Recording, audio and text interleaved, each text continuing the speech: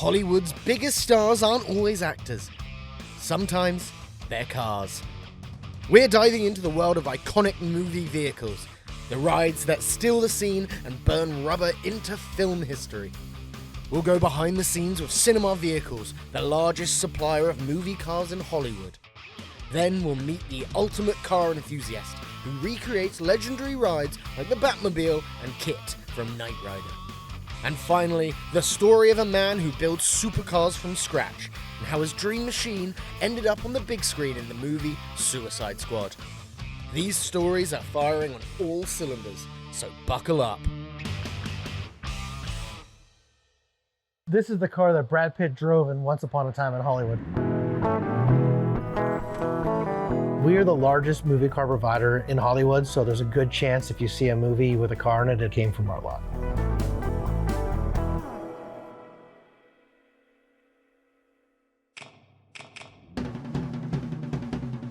My name is Sean Grogan. I'm one of the fabrication managers at Cinema Vehicles. We have about 1,100 cars on our lot, anywhere from police cars, ambulances, school buses, 50s cars, 40s cars, 30s cars, military vehicles, trailers, taxi cabs, prison buses.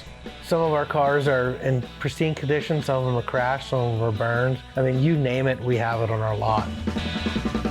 We've been in the business for over 40 years. We've done tons of movies, but some of the ones you might recognize would be Gone in 60 Seconds, Die Hard, Ant-Man and the Wasp, The Avengers, Spider-Man 2, The Hangover, Mr. and Mrs. Smith, Rush Hour, and the list goes on and on.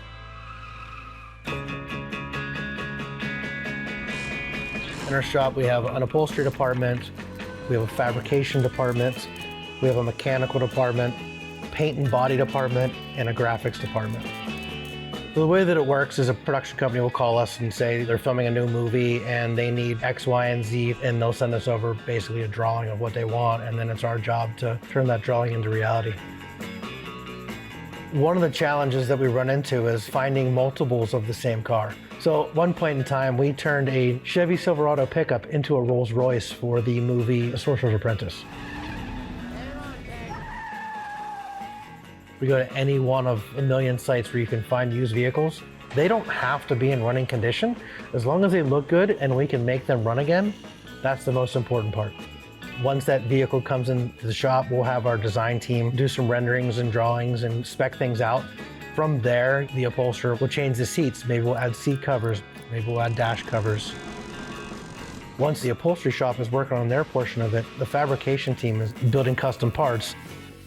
When the car is completed, it'll go over to our paint and body shop, and from there, they will do all the body work needed to make the car look like it's pristine, and then they will go in and they'll paint it. And then the mechanics will just check the powertrain, check fluids, make sure there's no leaks, take it for a test drive, make sure the brakes are good, to make sure that when that car is on set, it doesn't break down. The last step is the graphics team will print those logos up and then install the graphics. And from there, a production team will come pick the cars up, and then we don't see them again until the movie shoot is over. We're here in Building C, where we keep a lot of our cars that need to stay indoors. We have this lovely Pontiac Firebird with suicide doors from an old commercial for Kentucky Fried Chicken, I think. It's finger-licking gold. One of my favorites is from the movie The Hangover, but they were painted brown for another movie. Oh my God! If you've ever seen the show The Agents of S.H.I.E.L.D., this red Corvette is Lola. We are proud of the work that we do here at Cinema Vehicles. Hollywood wouldn't operate the way that it does without us. When we see our cars on the big screen, it's one of the most gratifying things to see the finished product. When we get pulled over in the back cars, luckily a lot of the police officers just want their picture taken with it. Yes, sir, you can. Please do. We've created the Bat car from the Michael Keaton Batman movie, the Mystery Machine from Scooby-Doo, everything from Herbie the Love Bug to the Land Speeder from Star Wars. We create a lot of wild rides out of some junk. In the past 2 or 3 years, we've created 15, 16 iconic movie cars. I had a real job at one time at a major airline. We initially started out refurbishing old cars. We decided we were going to start making some iconic cars that you could actually get in and out of it, drive it, kids can climb on it and look at it. Typical builds can be anywhere from as little as 2 weeks to as much as 3 years. The Speed Racer Mach 5 sitting here beside us started off as a '94 Corvette. Hopefully here in about 30 days it'll be finished up, have a great big honking M on the hood of it, and it'll look awesome. There's a tremendous amount of trial and error. A lot of these cars have a lot of fiberglass on them. It's a labor of love to come out and just continue putting down layers and layers of fiberglass. You can't go to O'Reilly's or Advanced Auto Parts and ask them for a part for a back car. Our Eleanor from Gone in 60 Seconds car up front is absolutely as screen accurate as we can get it, from the stainless aluminum interior to the seats, to the shifter, the Go Baby switch in the center, and we drive Eleanor just like it's supposed to be driven. That's why it was built.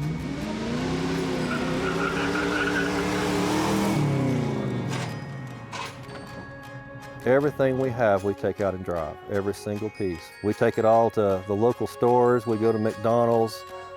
What better thing to get groceries in than the back car?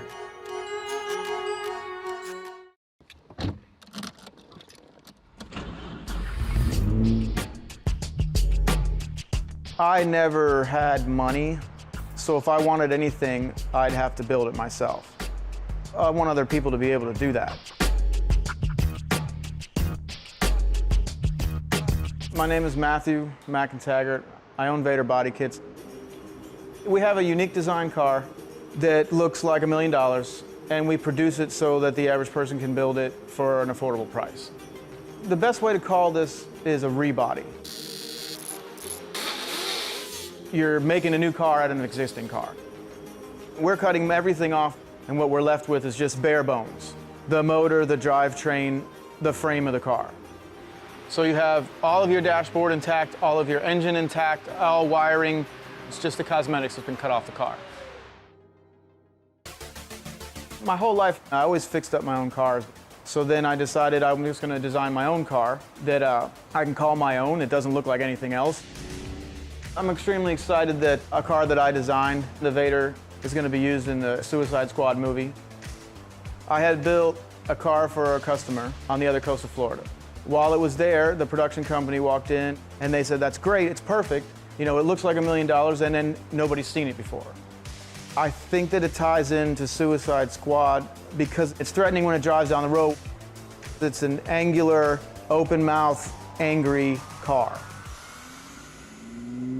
Seeing my own design on the big screen is really exciting to me. The easiest way to put it is it's a lottery ticket. I wanted to design a supercar. I can't draw. I have no design experience, so I just shaped it out of foam. And it took me 1.5 years, 7 days a week, before I had a car out of the mold. I literally had nothing when I finished this. Whatever money I had went into developing this. It was pretty much the biggest chance I've ever taken. And this one just, people love the car. It couldn't have worked out better.